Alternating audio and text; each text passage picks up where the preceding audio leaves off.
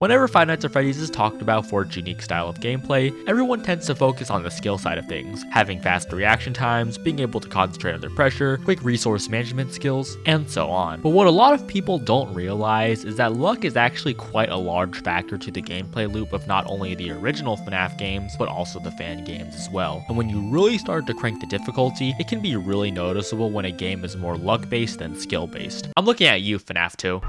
Now, while these games may or may not be intentional with their inclusion of luck being a factor into their gameplay, it made me wonder, what would it be like for a FNAF fan game to take place in the unluckiest place in the world, where souls are crushed, relationships are ruined, and dreams go to die? What would be the location for that fan game? Well, I don't think you're stupid. You already know the answer to that question.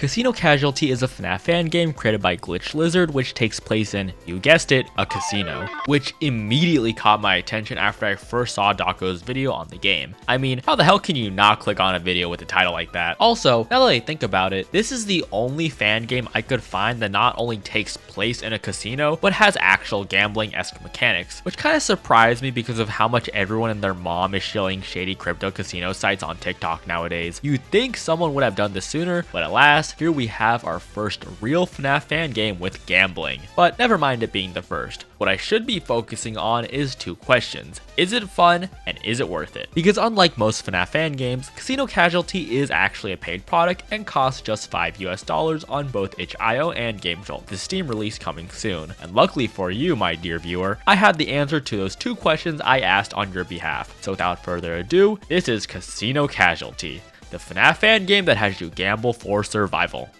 Before I get into the actual game itself, I should mention that the version I am playing on for this video is version 1.0.7, which is the most recent update at the time I am writing this script. When you first open the game, you are greeted with a pretty cool animation of Glitch Lizard's logo, which really gives me 2000s gaming company icon vibes. It's a small detail, but I like it. Afterward, we get a small cutscene which in all honesty really doesn't explain a whole lot, so while it's playing, I'll just explain the backstory for the game. We play as the sole manager and owner of the famous Crimson Casino, which was once very popular for its advanced robotics entertainment and high-tech games. However, on one fateful day, the casino's name would be permanently ruined after an incident which involved the robotic workers attacking the guests of the casino, though it isn't stated how or why this happened. All we know for now is that it was pretty brutal. While we close up the casino for the final time, we're suddenly struck on the back of our heads and wake up moments later surrounded by the robotic workers, who now have locked us inside and are forcing us to earn our way out, playing the same games we have rigged. Upon pressing play, we are shown three different options, but we are only able to select one to start with, that being story, and with three different difficulties to choose from, on the house being the easiest, house rules being the standard difficulty, and the house always wins, which is the hardest difficulty. I recommend playing the on the house difficulty first because this game is actually quite difficult and can become overwhelming really fast, and you'll see what I mean by that soon enough. After choosing a difficulty, we are thrown into a cutscene where we meet our first animatronic and the assumed mascot of the Crimson Casino, Ringmaster Clowny, who has a wickedly cool design. He sort of just braces throughout the entire cutscene, but he also does explain how we can get out of here, which is through a door that has a lock on it which will only open up after we've put enough chips inside. Side note, he said that the lock was made out of previous animatronics we scrapped, which is honestly pretty fucked up. Like, imagine making a door frame but only using human bones. I also want to comment on the voice acting for Clowny because it really does fit him perfectly alongside his design and mannerisms. You can go check the lock to see how much you need. I'm getting bored explaining it all to you. I would wish you good luck, but you don't deserve it.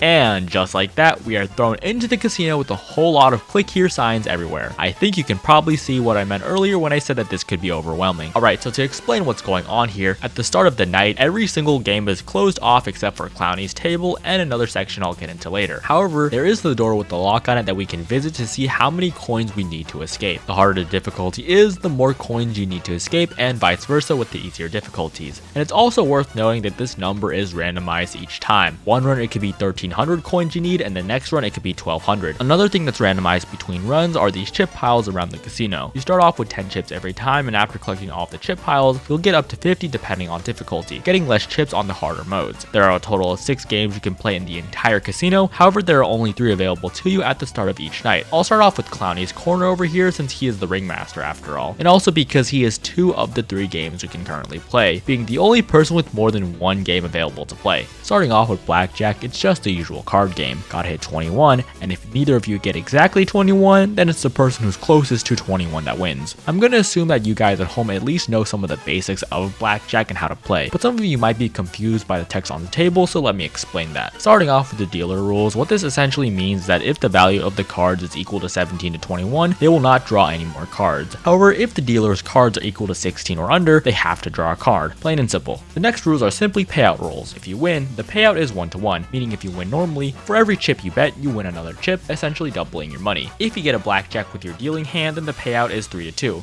meaning you'll get 3 chips for every 2 you bet, multiplying your money by 1.5. However, this next part is unique to the fan game, as if you were to get a Joker card, then you will quadruple your bet, earning 3 chips for every 1 chip you bet. But on the contrary, if Clowny gets this card, then he does the exact opposite, taking 3 chips for every 1 chip you bet. It's kind of bullshit that he gets to do that, because normally you just lose whatever you bet and that's it. But hey man, he makes the rules, and I do not want to fuck with someone who looks like that. I really do like this edition of the Joker card, since it's not actually something you really see in casinos, since most of the time they'll take out the Joker cards, but apparently some people do like to play him in the deck, and if you pull one, it instantly counts as a 21, which is pretty interesting, but it's not very common. Also, another thing I would like to mention before moving forward is that the art for the face cards is amazing. I just expected ordinary face cards, and it really did catch me by surprise seeing the animals on the king, queen, and jester cards. The Joker card also looking pretty cool. My favorite one has to be the queen, and it's probably really obvious as to why. The Joker is essentially the only thing that's different when it comes to Clowny's iteration of Blackjack. The only thing I don't really know is how many decks are included in the card pool, which if you happen to be a card counter, is gonna make things a bit harder. Either way, let's move on to the second game Clowny has to offer us, which just so happens to be my favorite casino game. Not that I've actually been to a casino before,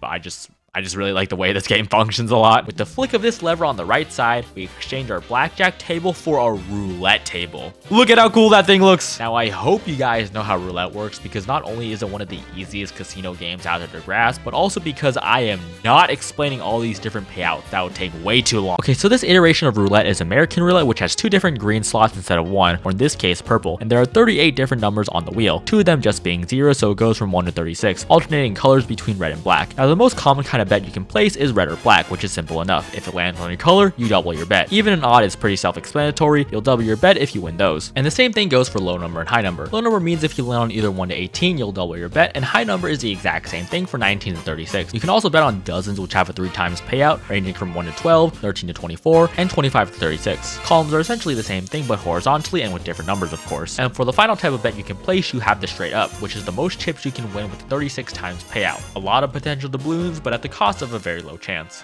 You are able to place as many bets as you want, but do keep in mind this will obviously lower your profit margin the more bets you place on different spaces. Like, you wouldn't want to place 10 chips on both red and black, because you wouldn't even be making any money, and there's still a chance you could lose both of that anyways. Like, what the fuck are you doing?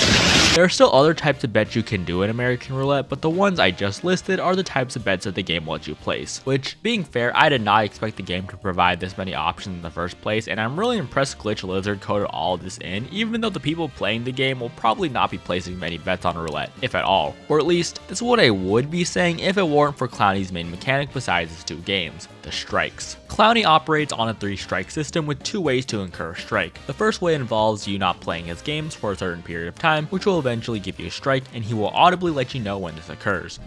Strike 1. I'm getting bored over here.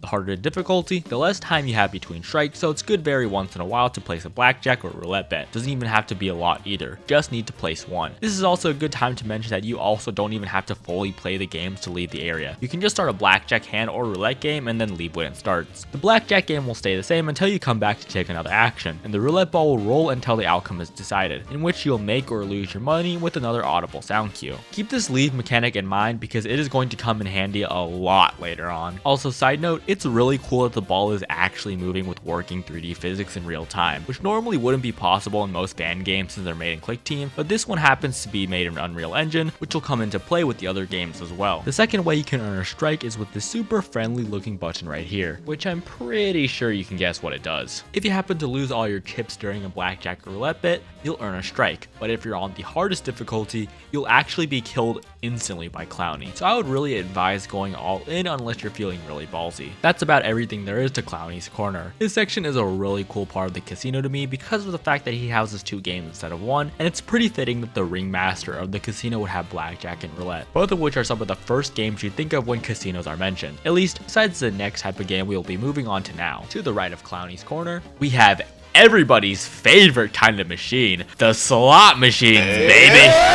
Depending on what difficulty you're playing on, each spin of the slot machine will cost 1 to 3 chips, with no way to increase the bet size, which is kind of a bummer. At the top of each slot machine, you have some possible outcomes that can only occur if you get 3 of the icons in a row. 3 coins in a row is a 9 times multiplier, 3 cherries is a 17 times, and 3 sevens is a whopping 500 times multiplier. God damn! Or at least that's what the values are for easy mode. On normal and hard difficulty, not only are the multipliers much smaller, but also much less common, which makes sense since they are slot machines. These things are not meant to be money printers, quite the opposite actually. The other symbols are pretty self-explanatory. Replay will give you a respin, the clown will take more chips away, which is fucking bullshit because I already put money into the machine. How does it work? How does it take more money from me? How the fuck does that work? And the bunny symbol,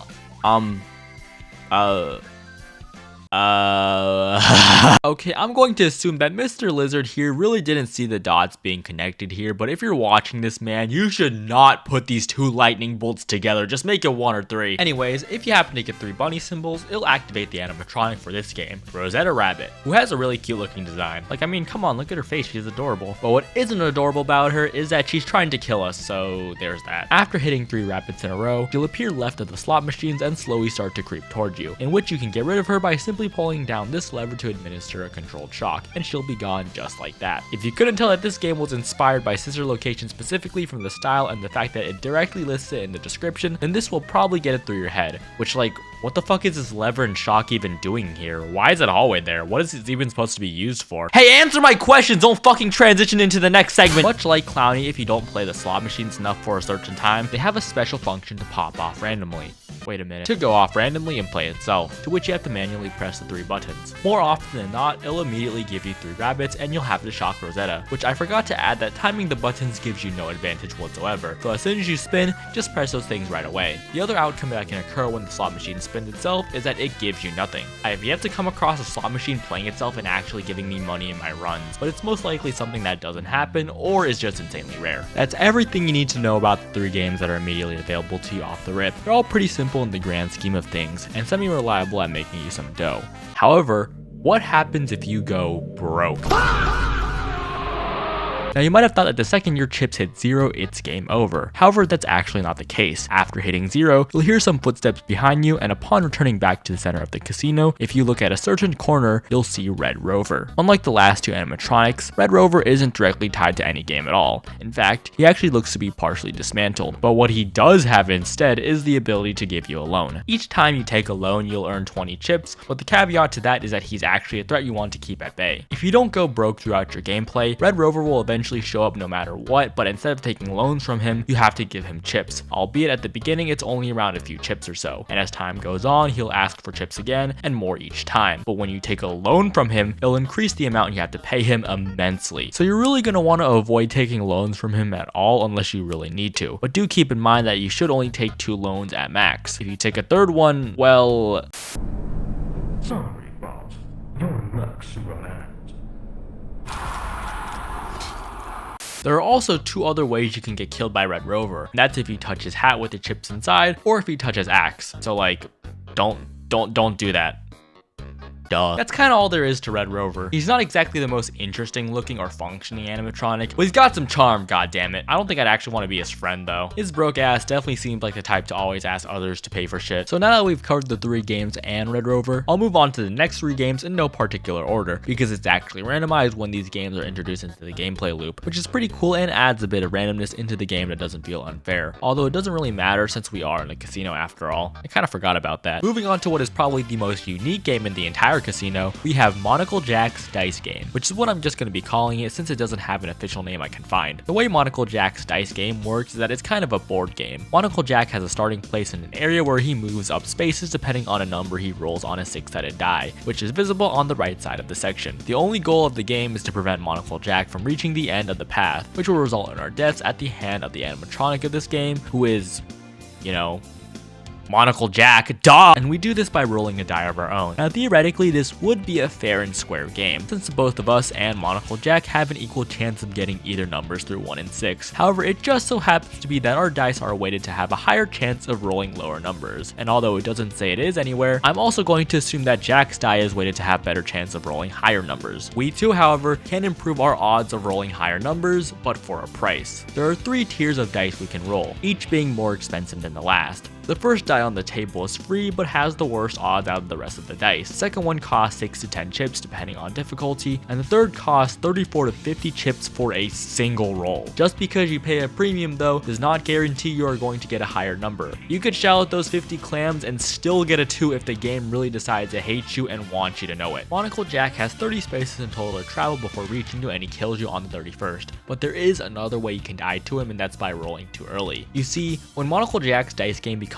active, he will start by rolling dice himself, and then you'll be able to roll your own dice of your choosing. However, if you roll without it specifically being told by Jack that it's your turn, you will be jump scared instantly. But thankfully there is a scoreboard above the window that showcases how many steps Monocle Jack is ahead and whose turn it is. Do keep in mind though that if you take too long to roll, Monocle Jack will simply skip your turn and roll again, and depending on the difficulty, the wait will be shorter. Much like Red Rover, you don't earn any chips from playing Monocle Jack's dice game. He's just another that you need to keep at bay, and I think the inclusion of weighted dice is awesome and really does fit the casino location and scenario we're in. The only critique I would give this game is that I wish there was some way to make chips from it. I don't know how this would work, maybe something like betting on the outcome of the die, but it would up the stakes to even more and could be optional since you already can spend chips on the game. The next game we can play is probably the weirdest one here since it's actually mostly a skill-based game, and that's the Crimson House pinball machine. Oh my god, why is it the size of the entire fucking wall? This game is where you're probably going to be spending most of your time and making most of your money, if you're good at pinball that is. However, you're probably wondering how the hell a pinball machine would work in a casino setting, and thankfully you have good old Kip gambling addict Ashley here to explain the details. Before the start of each game, you need to set your bet amount ranging from 3 to 30. After that, you start the game by pressing spacebar, and then the ball will come out randomly on either the right or left side, and now you need to rack up as many points as possible. And thankfully on the left side of the board, we have a guide that tells us what things gives us what amount of points. Hitting any of the bouncers will give us 200 points, going through the tubes will give us 500 points, hitting any of the disappearing platforms gives us 100 points, and playing for 30 seconds gives us 600 points at a time. And I'm gonna be honest, I have no idea what this last symbol is, but it gives us 350 points, I guess. The rules also have a guide on what points are worth, but fuck that shit, I'm just gonna explain it to you. So the equation for the payout calculation is this, but since I know most of you are too lazy to do math, basically what this means is that for every 500 points you earn, you make 1/3 of the amount you've wagered. Although it doesn't actually display that for some reason, the game just naturally rounds it to quarters instead of thirds, which can be seen with this example that I'm playing to you right now. Here I bet 30 chips and start at 0 points. I am at a loss of 30 chips, which by the way means that if I were to lose just now, I would have an additional 30 chips taken away from me. This casino really loves just taking even more money from you after you've already lost, huh? When I hit my first 500, which is the number increments that the game goes by when changing payout values, it goes from -30 to -15, which it should go to -10 according to the simplified explanation from the guide, but even when doing the math on a calculator, nothing matches up. Hey, so this is Editing Kip here, and I have absolutely no idea how this got passed, but I swear on my entire fucking life that this text here said 1/3 instead of 1/2, and I have absolutely no idea if this was the 1.0.6 version that said that, or if I just imagined it or misread it, but I swear it said 1/3, but the sign here is correct. And in the video, like later in the video, I referred to it as 1/4 instead, because since the game starts at negative your bet amount and it takes 4 increments of 500 to break even, I called it 1/4 instead of a half, but it is actually a half, so my bad everyone. This now means in order to break even on a 30 chip bet, you need to earn at least 2,000 points, with every 500 points earning you 15 chips, which like I said, if you're good at pinball, this can make you a lot of dough. But once again, there's a caveat to that, and of course, that involves the animatronic that runs this game, Miss Tickle. Yeah, I'm not joking, that's her actual name. Miss Tickle will randomly pop out of the holes that are in the walls of the machine, and you need to hit her with the ball. If you take too long to do so, she has an animation of her crawling down, and once she reaches the bottom, she'll crawl out and jump scare you. However, there is actually a way to counter this, and that's by flipping the board. Upon pressing F, a claw hand comes out and grabs your ball in the exact spot that it was in, and flips the board around to reveal a completely new layout, one which, quite frankly, I don't like a whole lot, but upon flipping, if you timed it correctly, Miss Tickle will not attack you, and your ball will be dropped in the same spot you left off. Do keep in mind that while the board is flipping, you are able to leave the game and go to other things like start a hand of blackjack or roll your dice, so do take advantage of that. There is also a cooldown every time you flip the table, so you can't just spam flips, but I do recommend just flipping immediately back to the first layout since I like it a lot more personally. Also, the other reason to go for Miss Tickle other than her just trying to kill you is that she gives 2,000 points. So if you bet 30 chips, you make back your bet with a single hit, or if you've already made back your bet, you earn 60 chips from hitting her, so you're gonna want to smack the shit out of her with that ball. That's basically everything there is to Crimson Table Pinball, so we move on to the final game of the Crimson Casino. And quite honestly, it's the most boring one. This is the Gacha Claw, and yeah, it's literally just one of those claw machines that you see in malls where they put counterfeit blind boxes in it, except you get capsule to have chips inside, so hooray. Gacha Claw has 4 spinning platforms with different layers that each have capsules inside them that contain a random amount of chips. When you play the machine, it'll cost 3 to 10 chips, and all you need to do is line up the claw with the ball and try to grab it. But do keep in mind you need to be pretty damn precise, otherwise the ball will just fall out from the claw's grip. Upon successfully catching a capsule, it'll fall into the chute, and you'll need to click on it to collect your earnings. If you wanted to, you could just let the capsules pile up and collect them to get a bunch of chips at once, but I don't know why you'd want to do that other than just getting a bunch of money in one big swoop, which really doesn't even matter, but whatever. And of course, this wouldn't be a Crimson Casino game if it didn't have an animatronic inside, who simply goes by the Crooked Man. He's obviously very destroyed, but lucky for him, he's still able to move around, which is unlucky for us. Randomly at points when you're playing the game, he'll jump out from the bottom of the machine and grab onto the claw, to which you need to shake around the claw using WASD before he goes inside the chute. Upon successfully getting rid of him, the machine will be unusable for a bit as all the capsules restock themselves, and then you can continue playing as normal. If he is dropped inside the chute, however, it's just game over. Similar to most of the other games and machines, if you don't pay attention, the Gacha Claw will start to play itself with a much higher chance of the Crooked Man attacking. But if you are quick enough to take control and start the claw, you can get a free successful play. But it is up to luck how early or late the Crooked Man will attach himself to the claw once it turns itself on, so it's better to just play it every once in a while, even if you don't catch anything. Speaking of which, a little tip to make catching the capsules a bit easier is that there is a sort of light in the shape of a ball that shines from the claw, which you can use as a guide or crosshair to where the claw will pick up, so that's pretty neat. We are finally done with the explanations of every single machine in the casino, so I think it's time that I actually talk about every other aspect of the game, including how it feels to actually play the game. And oh my god, do I have some fucking things to say about it. Both positive and negative, of course. Now, I do think the game does an amazing job with replicating the feel of FNAF style gameplay, even if it doesn't have the traditional looking at cameras or checking doors and closets type loop. The resource management is still there, and having to deal with the animatronics while also managing money is pretty fun, and very satisfying when you deal with multiple threats at once. The caveat to that though is the fact that sometimes it just feels straight up impossible to deal with every single animatronic without dying or losing a shit ton of chips. While I was just trying to beat the normal mode, there were countless times I'd been put in a situation where I had to deal with Miss Tickle from the pinball machine, roll the dice for Monocle Jack's dice game, shock Rosetta Rabbit, and in the middle of dealing with those three, go to the Gacha Claw to shake off the Crooked Man and place a bet with Clowny so he wouldn't give me another strike. I get that the entire point is that it's a casino. It's supposed to be unfair, but when you get bombarded with everything all at once to the point that it's not even possible to deal with all of them without any sort of punishment, it really isn't fun and leads to a lot of deaths. Speaking of which, here's a short compilation of said deaths and a showcase of how infuriating this game can get.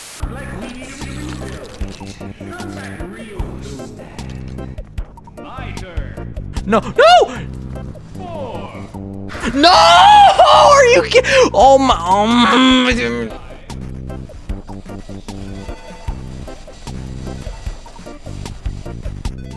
What?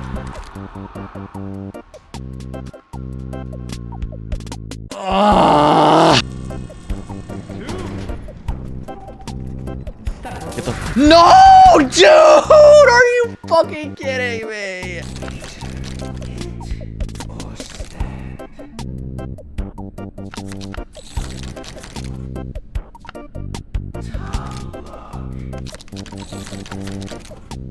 Why do you keep giving me 15?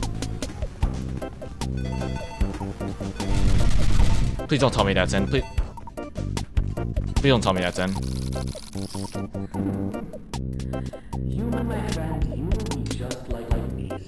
Oh my fucking god! Barely any chips. Are you fucking serious, dude?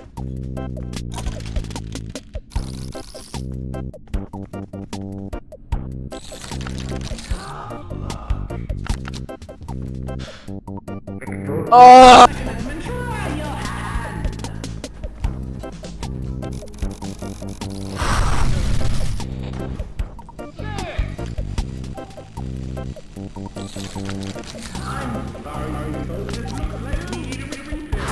Dude, literally I can't do anything. A change I think would help with this would be if there's some sort of limit to what can trigger when you're already playing a game. For example, if I'm in the middle of playing a game that requires more attention like pinball or the claw machine, and instead of quite literally everything I need to take care of going off all at once, there's a hard cap of instead just 1 to 3 things that could occur, depending on difficulty. Whereas something that can be quit instantly like Monocle Jack's dice game could have more animatronics that go off and need to be taken care of. I hope that short explanation can give a picture of what I'm talking about and how the game could be more balanced, at least in my opinion. I also think the game could be a lot smoother if the transition between machines didn't include the fade to black, which I know is a pretty small thing in the grand scheme of things, but I think it would be a lot nicer if it was a simple zoom in and zoom out. Those are the only complaints I actually have with the gameplay itself when you aren't being overrun to death, quite literally. The game is very smooth and really fun, with my favorite game being Crimson House Pinball by far, not only because it's the fast way to make chips, but also because it feels really responsive and satisfying, especially when you hit Miss Tickle with the ball. And despite it being my least favorite game, it's also pretty cool to see the capsules and Gotcha Claw move around and fall around with real-time 3D physics, which I know is a really basic thing when it comes to modern gaming, but this is the FNAF Fangame sphere talking about. Most of the time, everything is pre-rendered and 2D graphics. The jump from the first FNAF game to Casino Casualty is like going from Bose to an AC-130 at a graphical standpoint. On the topic of graphics and visuals, though, I really gotta say that Glitch Lizard absolutely nailed Scott Cawthon's art style, and it really does look like something he would make, down to the design of the animatronics. I got heavy Ballora and Funtime Freddy vibes from Clowny and Rosetta Rabbit. Both are such cool looking characters. Last thing I want to mention before going into my strategy on how I beat the game is that upon dying, you actually can get some rare interactive flashback cutscenes, where a story is told by advancing like clicking to go to a game. There are only 3 so far, which include Crimson House Planning. And over here, we'll construct a giant pinball table, run and hosted by that green character there, Miss Tickle. Miss Tickle? My brother's kid designed her. He says she's the tickle monster. Just look, we can talk about specifics later. Over here, we'll have a dice game. Our players will use these dice to force this character, Monocle Jack, backwards on his track. And Monocle Jack will roll this die to advance forward on it, like a game of tug of war or red light, green light. Other players will be able to wager on the one playing, and the one playing will earn chips if they can keep him back for longer than 20 turns. Max? For God's sake, what now? Are these dice weighted? The fateful roll. Alright, come on. I just need 4 more. 1! What the hell? That was a 5. That was gonna be a 5. 6! No! That's bullshit! You lose! That was bullshit. You saw that. It was gonna land on 5. Something must have pushed it. You lost, sir. Your wager has been collected. If you've run out of chips, please get out of line. Just give me one more roll. I can win. Security! No. Give me another chance. Please. I bet everything here. You can't do this to me. You can't. And the first casualty. 21. Show me the money, clown. Hey, I think this robot's busted. The hell? I got 21. Give me my damn chips. Oh my gosh, someone help!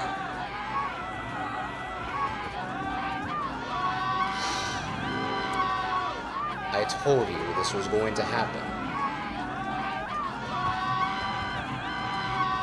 Max, I think we should close for the day.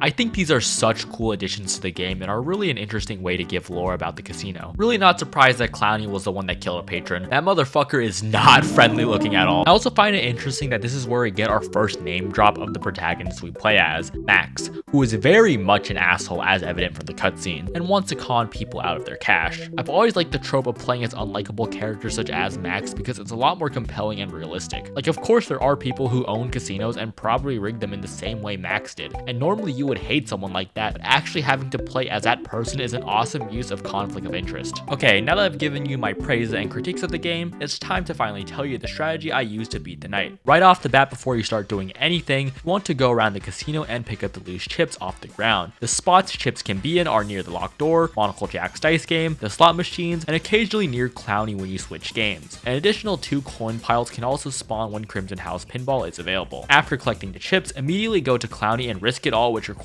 at least 30 chips. I forgot to mention that when you do this, you are actually betting the equivalent of 90 chips, so if you win, you'll get 180 chips, and if you happen to get a joker, you'll immediately get 360 chips. If you lose the risk at all, then you can either just try to earn another 30 through the slot machines or simply restart, which is kinda cheesing it a bit, but do with that information what you will. After you've earned enough, most of the game should actually become immediately available, if not all of them, so head to Crimson House Pinball and bet the max amount of 30 chips to get to playing because it is the most consistent way to earn chips. As the night progresses, the other animatronics are going to start becoming more aggressive. So what I do after I'm done with the game of pinball is go to Clowny and start a blackjack game, leave, play the gotcha claw, and then spin some slots. If you happen to roll Rosetta Rabbit, simply leave until she arrives and shock her. If she starts the slot machine by herself, you have a bit of time before the slot machine stops by itself, but once you do, you need to book it and stop Rosetta because there is not a lot of time before she kills you. The gotcha claw is also the same way, except it's more randomized with its time, but you still do want to take control of it as fast as possible so the crooked man doesn't attach onto the claw and you could potentially get a free play. After doing all of the games and dealing with my threats,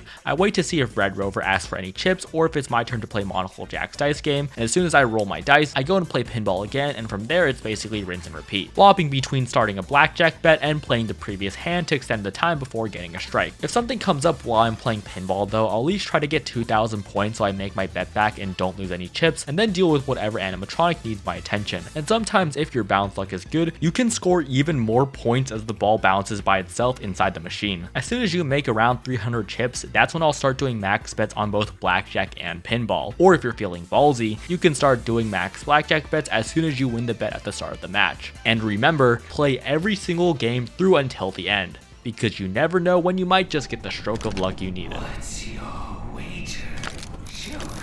Wait. Yes. Step right up, I say, to the mob! Yes. Oh my god. Officer! Officer, please, you gotta help me. My robots, the robots at the Crimson Casino, I think they've been tampered with. They attacked me. Your robots? Yes! For God's sake, will you just come see for yourself? Fine. Let's take a look.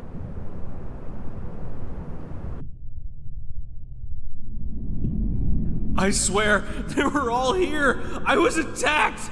They forced me to... Max, was it? I'll take a copy of the security footage from the night, but there's nothing here. We looked everywhere, twice. They're not here, Max. They're not here. And that's the entire game as of now. Yeah, the game is only one night, but upon beating the game, you can see what difficulties you beat the game in the top right corner and get access to a bunch of extra content such as free play mode, which lets you play all the games with no risk of death, and the endless mode, which tests how long you can last and how many chips you can stack. There is also an extras menu which has your usual content like full body character renders of all the animatronics and their jump scares, concept art of said animatronics in the casino, behind the scenes photos, stats of all your runs, and access to all of the cutscenes. That's everything in the extras, but there is actually a challenge that's available in the settings called Drunken Gambler, which, yeah, I'm not even gonna try to attempt that shit. And with that being said, let me give my final thoughts on the game. Casino Casualty is an amazing game and has everything you could ask for in a FNAF style gambling game, and I'm genuinely surprised it hadn't been done before until now. I really like that despite every game in the casino being taken or inspired by real casino games, there were still mechanics that not only made it unique from their original counterparts, but also fit into the gameplay and atmosphere itself. And I commend Glitch Lizard for being able to pull off the mixing of FNAF's art style and gameplay with casinos, all while being able to disavow real gambling by making the luck fucking bullshit sometimes. There are obviously some minor issues with the game like the previously mentioned balancing in my opinion, but that's nothing that can't be fixed with an update, which I can't wait to see this game on Steam and play the additional content that's going to be added in the future, which I hope to see not only a timer feature eventually because this game has huge speedrunning potential, but also a custom night too. I would love to tweak everything about the game and try some challenges like blackjack only without having to worry about some of the other animatronics. Please go and check this game out on either itch.io, Game Jolt, and hopefully Steam soon enough, as it is absolutely worth the mere $5 price tag. You are not going to find anything like this anywhere else at the moment, and I should state if it wasn't obvious enough, do not gamble in real life. It can and will ruin your life. Do not do it. Just play this game and save yourself from real life financial ruin. I really hope you guys enjoyed this video, and for the second time in a row, I am really sorry this video took so long to come out. I got hit with another surprise trip during November and was basically gone for the entire month without being able to get any work done. But you know, I gotta see family for Thanksgiving, which is always awesome. My apologies if this video was paced weirdly. I want to go in a particular order, but man, I didn't realize explaining the mechanics of the game would take so long. But I hope you guys enjoyed my analysis of the game. And hey, if you already haven't, go ahead and like the video if you liked it, subscribe if you loved it, and just tell me what you liked, disliked, or something else I should make a video on in the comments below. But I think my time is finally up. I'm gonna go straight to the roulette table and bet everything I have on black. I'll be on my way now. Thank you so much for watching. Stay safe, everyone, and see ya.